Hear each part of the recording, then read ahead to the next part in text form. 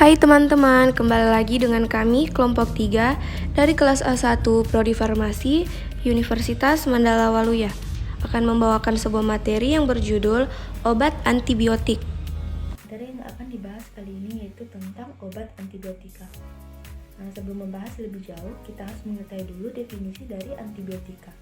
Antibiotika adalah senyawa kimia yang dihasilkan oleh mikroorganisme yang memiliki kemampuan menghambat pertumbuhan atau bakteriostatik atau mematikan mikroorganisme atau bakterisid.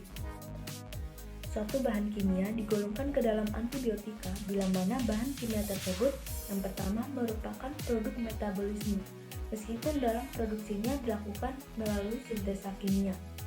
Kemudian merupakan produk sintesa yang diproduksi sebagai struktur analog dari antibiotika alamiah. Kemudian dapat menghambat pertumbuhan satu atau lebih mikroorganisme dan efektif pada konsentrasi rendah. Adapun penggolongan dari antibiotika yaitu berdasarkan spektrum aktivitasnya, kemudian berdasarkan mekanisme kerjanya dan berdasar struktur kimianya. Yang pertama pada spektrum aktivitasnya yaitu antibiotika spektrum luas, di mana merupakan antibiotika yang efektif terhadap bakteri gram positif dan gram negatif. Contohnya pada antibiotik tetrasiklin, amphenicol, aminoglikosida, makrolida, rifampicin, ampicillin, dan amoxicillin. Kedua, antibiotika spektrum sempit. Antibiotika spektrum sempit ini merupakan antibiotika yang efektif hanya pada bakteri gram positif atau bakteri gram negatif saja. Adapun pembagian antibiotika spektrum sempit beserta contoh obatnya, yang pertama ada antibiotika yang efektif terhadap bakteri gram positif yaitu bacitracin, erythromycin, penicillin G procaine, penicillin V, penicillin K. Kemudian antibiotika yang efektif terhadap bakteri gram negatif yaitu antibiotik colistin, polymyxin bisulfat, dan sulfomycin. Kemudian antibiotika yang efektif terhadap Mycobacteria ceae yaitu ada streptomycin, kanamycin, sikloserin, rifampicin, thiomycin, dan kapleomycin. Kemudian yang terakhir antibiotika yang aktif terhadap neoplasma atau anti kanker yaitu actinomycin, deomycin, daunorubicin, doxorubicin, mitomycin, dan mitramycin.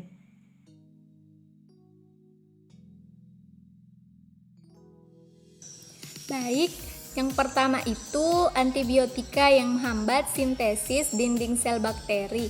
Contohnya penisilin, sifalosporin, carbapenem, vancomycin, bacitracin, fosfomycin, dan isoniazid. Yang kedua itu antibiotika yang bekerja langsung pada membran sel bakteri, mempengaruhi permeabilitas membran dan menyebabkan kebocoran sel. Contohnya polymyxin dan daptomycin. Yang ketiga, antibiotika yang menghambat pembentukan DNA atau RNA, contohnya quinolin dan rifampin. Yang keempat, antibiotika yang menghambat pembentukan protein pada ribosom. Aktif pada ribosom subunit 50, erythromycin, clindamycin, dan pleuromutilin. Aktif pada ribosom subunit 50, aminoglikosida, gentamicin. Aktif pada ribosom 50 sampai 30 dan 30 itu linezolid. Yang kelima, antibiotika yang menghambat sintesa asam folat di dalam sitoplasma. Contohnya sulfonamida dan trimetoprim.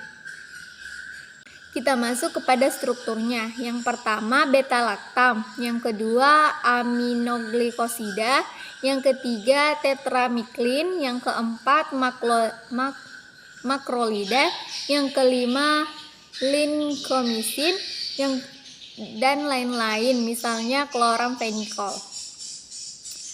Antibiotika beta-laktam. Antibiotika beta-lactam sifatnya bakterisidi. Golongan ini terdiri atas dua subkelompok, yaitu antibiotika turunan penisilin dan antibiotika turunan cephalosporin. Penisilin pertama kali diekstraksi dari Penicillin notatum untuk produksi komersial digunakan P. schizongenum. Struktur dasar terdiri atas cincin triazolidin yang menyatukan dengan cincin beta-lactam. Kedua cincin ini merupakan inti dari turunan penisilin. Diberi nama 6-aminopenisilasid asid atau 6-APA.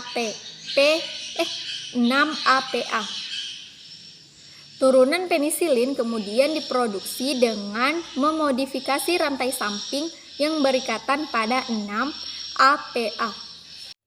Baik, berikut merupakan struktur general penisilin, di mana struktur tersebut merupakan struktur dasar yang terdiri atas cincin thiazolidin yang menyatu dengan cincin beta-lactam, yang mana kedua cincin ini merupakan inti dari turunan penisilin, yaitu RC9, H11, N2O4S, seperti yang ada pada gambar.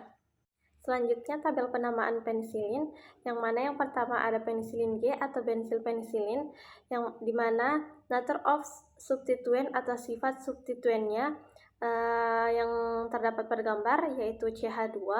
Kemudian ada penisilin V atau phenoxymethylpenicillin, di mana sifat substituennya ada O, CH2. Kemudian ada peneticillin, di mana sifat substituennya ada O, CH, dan CH3. Antibiotika beta-lactam bekerja dengan membentuk ikatan kovalen dengan penicillin binding proteins atau PBPS sehingga menghambat reaksi transpeptidase pada dinding bakteri. Kemudian penghambatan ini mencegah elongasi atau cross-linking pada peptidoglikan atau menyebabkan bakteri autolisis menjadi berubah bentuknya. Kemudian sekali berikatan, beta-lactam karbonil akan diserang oleh serine hidroksil, lalu membuka cincin, meninggalkan penisilin dan membuat ikatan kovalen dengan enzim. Sehingga bulky cincin thiazolidin memblokir akses ke active site dengan rantai pentaglisin atau air, sehingga menghasilkan penisilin membentuk ikatan irreversible untuk mengganggu enzim transpeptidase. Hal ini membuat dinding sel bakteri menjadi rapuh. Berikutnya yaitu penggolongan penisilin. Penggolongan penisilin berdasarkan aktivitas antimikroba terbagi menjadi 3, yaitu yang pertama penisilin spektrum sempit, yang mana efektif melawan banyak bakteri Kochi gram positif. Kemudian yang kedua ada penisilinase resisten penicillins, yang mana efektif melawan penisilinase production Staphylococcus. Kemudian yang ketiga ada extended spectrum penicillin, yang mana efektif melawan bakteri Bacilli gram negatif, bakteri anaerob, dan bakteri gram positif. Selanjutnya penggolongan penisilin. Penggolongan penisilin sendiri ini terdiri dari 4. Yang pertama itu generasi pertama penisilin, yang dimana terdiri dari penisilin G. Penisilin yang pertama kali ditemukan. Saat ini hanya bisa untuk bakteri Treponema pallidum yang disebabkan sudah resisten pada bakteri lain. Kemudian yang kedua, generasi kedua penisilin yang strukturnya itu mirip penisilin G. Contohnya itu ampicillin yang mengandung gugus amine tambahan dan gugus hidroksi pada cincin benzen.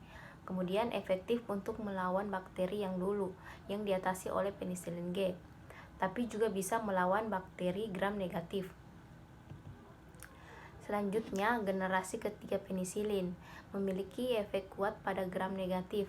Generasi ini memiliki gugus karboksil pada rantai sisinya yang berguna untuk melindungi molekul antibiotik saat berada di lingkungan bakteri.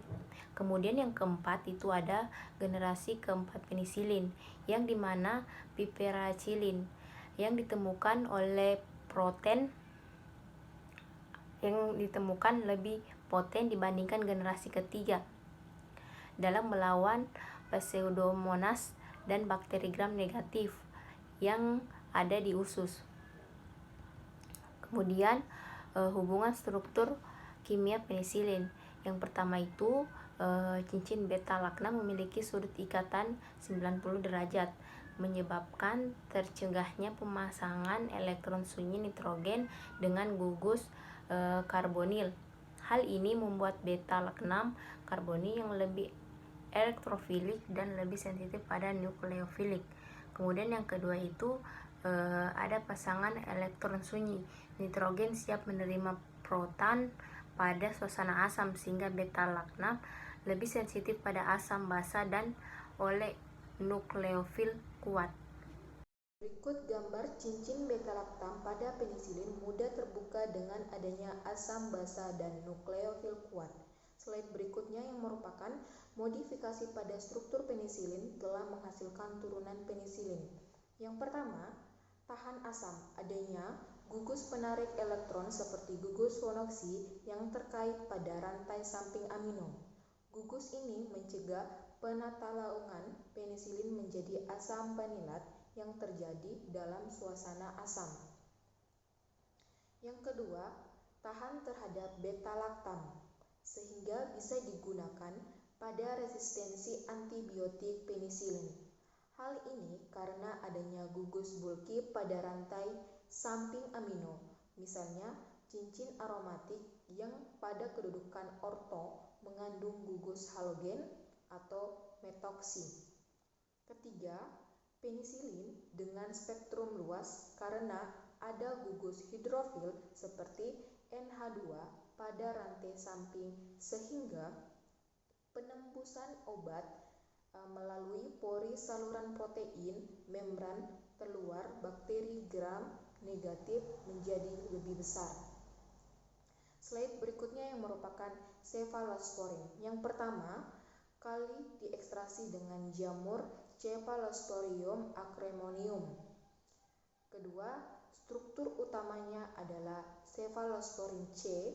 Dari molekul inilah berbagai modifikasi dilakukan untuk mendapatkan berbagai turunan cephalosporin yang digunakan hingga sekarang. Cephalosporin mengandung cincin beta-lactam yang berfusi dengan cincin dihidrotiasin ditambah 2 atau 3 rantai samping atau gugus R yang berkaitan dengan dihidrotiasin. Cephalosporin bekerja dengan cara yang sama seperti penisilin. Bisa dilihat gambar di bawah ini. Selanjutnya ada penggolongan cephalosporin, di mana penggolongan cephalosporin ini ada generasi pertama pada cephalosporin yang memiliki aktivitas yang tinggi terhadap bakteri gram positif, namun aktivitasnya rendah terhadap bakteri gram negatif. Adapun contohnya yaitu seperti yang pertama ada cephaloridin, yang kedua cephalotin, yang ketiga cepapirin, yang keempat cepalexin, yang kelima cepaloklisin, yang keenam cepadroxil, yang ketujuh ceparadin, dan cepazolin. Sedangkan penggolongan selanjutnya ada generasi kedua cephalosporin, di mana pada generasi ini lebih aktif terhadap bakteri gram negatif dan tidak terlalu aktif terhadap bakteri gram positif, yang bila dibandingkan dengan generasi pertama cephalosporin. Untuk contohnya itu seperti ada cefamandol, yang kedua cefoxitin, yang ketiga cefuroxim, yang keempat cefaklor, dan cefunizid. Dan yang generasi ketiga cephalosporin yaitu digunakan untuk melawan bakteri gram negatif yang terutama bakterinya resisten terhadap generasi pertama dan kedua cephalosporin atau antibiotik beta-lactam lainnya, di mana seperti ceftriaxone, yang kedua cefotoxim, yang ketiga ceftaxidim, yang keempat ceftriaxone dan cefmenoxim. Dan generasi keempat cephalosporin itu yaitu spektrum antibiotiknya luas dan yang umumnya hanya diresepkan pada infeksi sistemik serius, seperti cefepime dan ceftriaxone. Hubungan struktur kimia cefalosporin. Yang pertama, turunan cefalosporin memiliki struktur inti yang sama, kecuali pada rantai samping pada posisi C7 dan C3.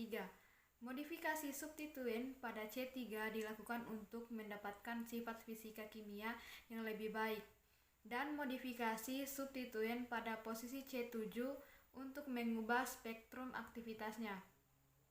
Yang kedua yaitu adanya gugus pendorong elektron pada posisi C3 dapat meningkatkan aktivitas antibakteri. Yang ketiga, aktivitas biologis sangat bergantung pada rantai samping yang terikat pada posisi C7. Substitusi gugus metoksi pada posisi C7 seperti pada cefamisin dapat meningkatkan ketahanan terhadap beta-laktamase. Yang keempat yaitu pergantian isosterik dari atom S pada cincin dihidrotiazin dengan atom O menghasilkan oxacefamisin atau oxacefam yang menunjukkan spektrum antibakteri yang lebih luas. Antibiotika aminoglikosida. Aminoglikosida merupakan antibiotika yang memiliki satu atau lebih gula amino yang terhubung pada cincin aminosititol melalui ikatan glikosida.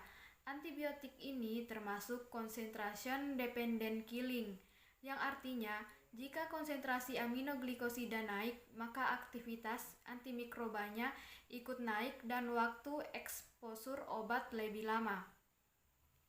Selanjutnya kita bisa lihat struktur antibiotik golongan aminoglikosida. Ada streptomisin, theobramisin, neomisin B, amikasin, gentamisin, dan plazomicin.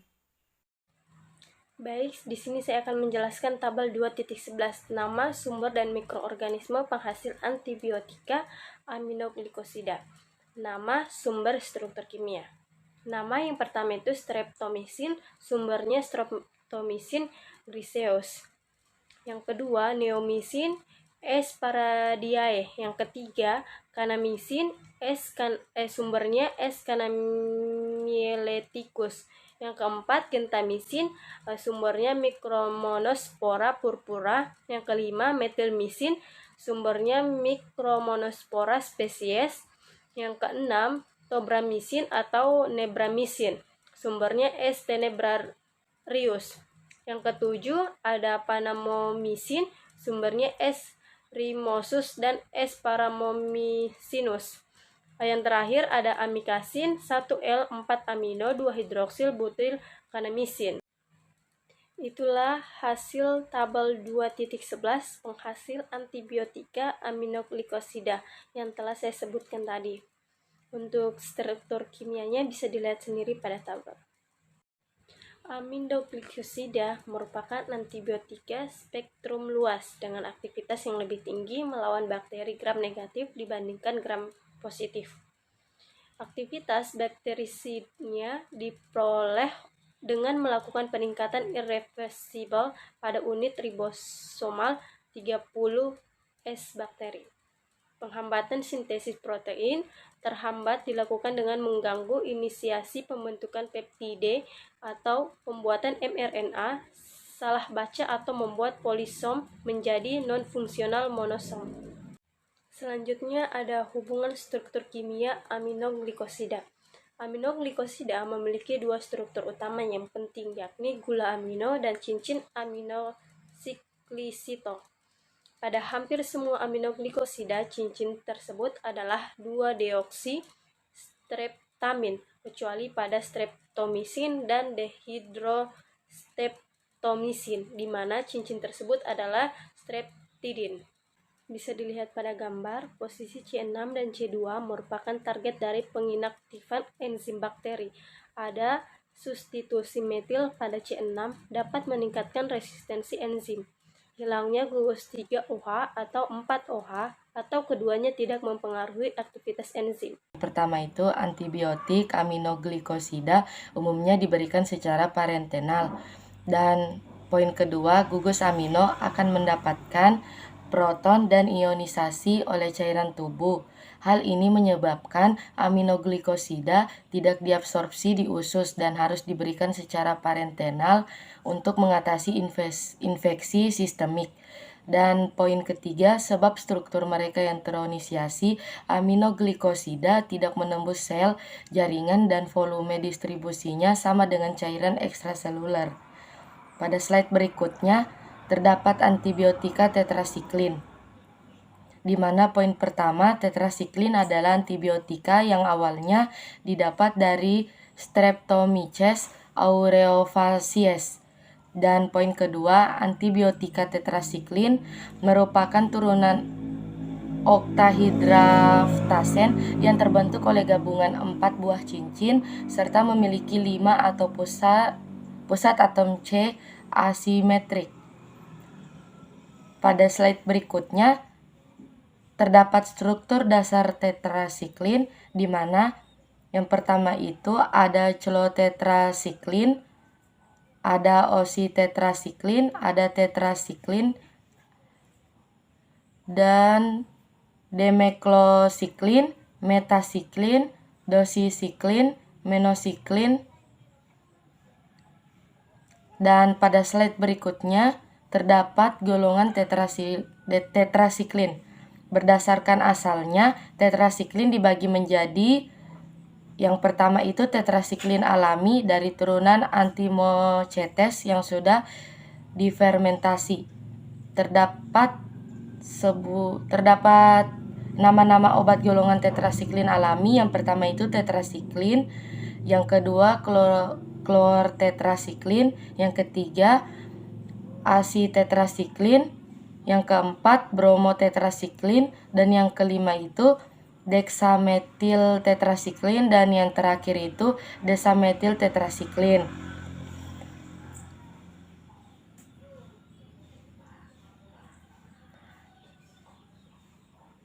Pada slide berikutnya,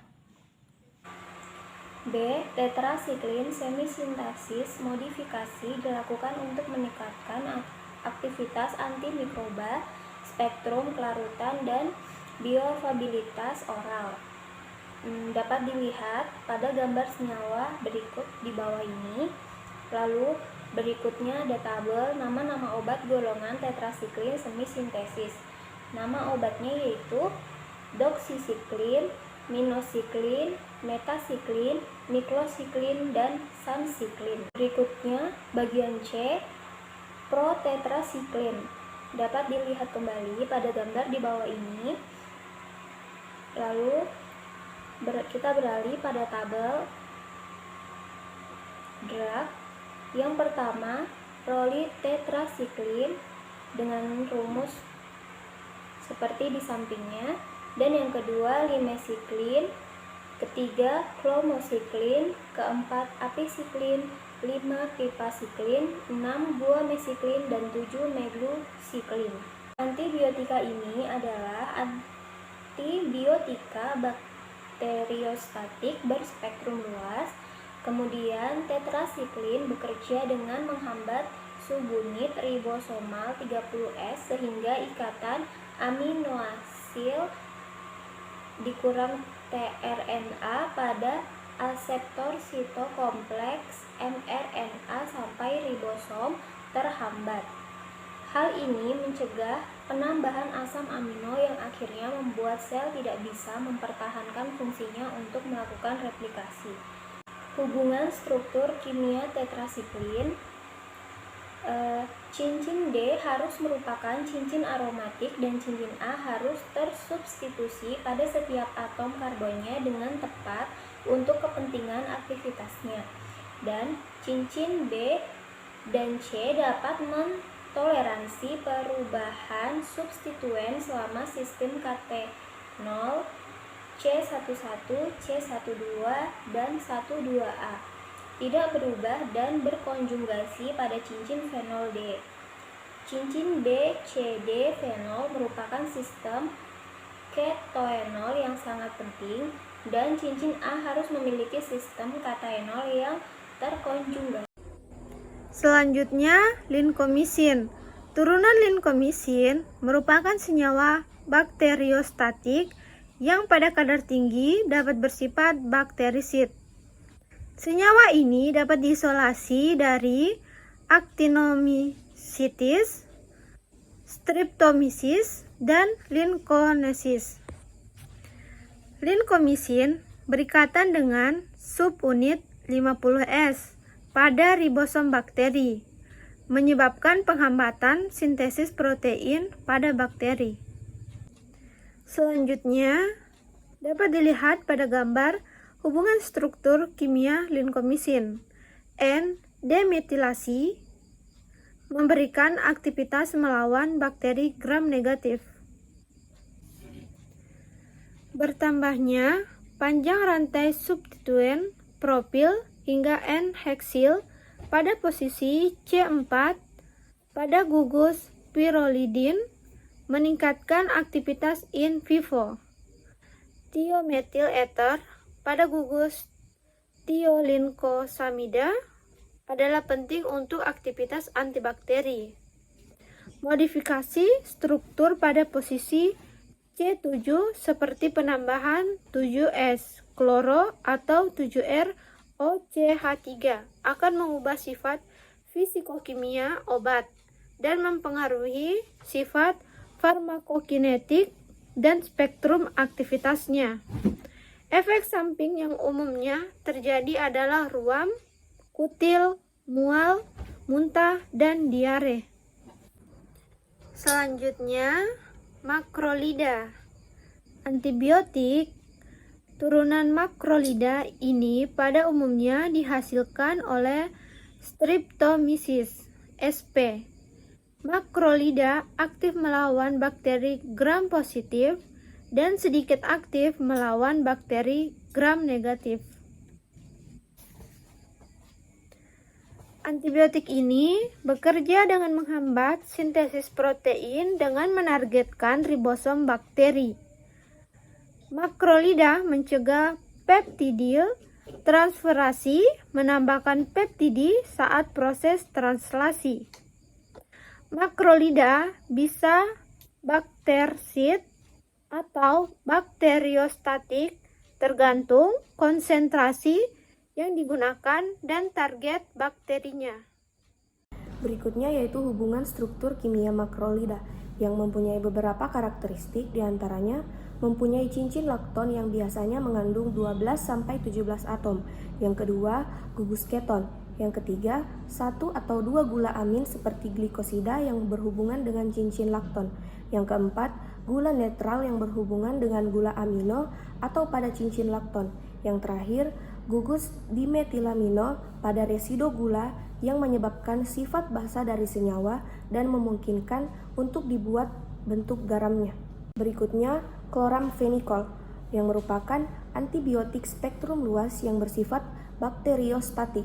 Kloramfenikol diisolasi dari Streptomyces venezuelae, bekerja dengan berdisfusi ke dinding sel bakteri dan berikatan dengan subunit 50S ribosom.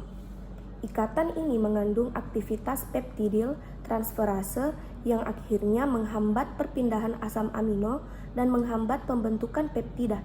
Hasilnya, sintesis protein bakteri akan berhenti dan proliferasi sel bakteri akan terhambat.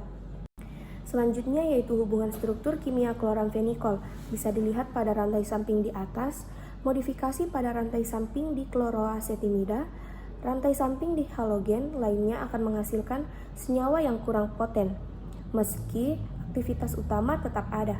Modifikasi 1,3 propanadiol bila gugus alkohol pada C1 diubah akan menurunkan aktivitas, sehingga adanya gugus alkohol pada senyawa ini penting untuk aktivitas antibakterinya. Materi terakhir yaitu modifikasi gugus P-nitrofenol yang dapat dilakukan dengan melalui beberapa cara. Yang pertama, penggantian gugus nitro oleh substituen lainnya akan menurunkan aktivitas antibakteri. Yang kedua, pemindahan posisi gugus nitro dari posisi para juga akan menurunkan aktivitas antibakteri. Dan yang terakhir, penggantian gugus fenil oleh gugus alisiklik akan menghasilkan senyawa yang kurang paten.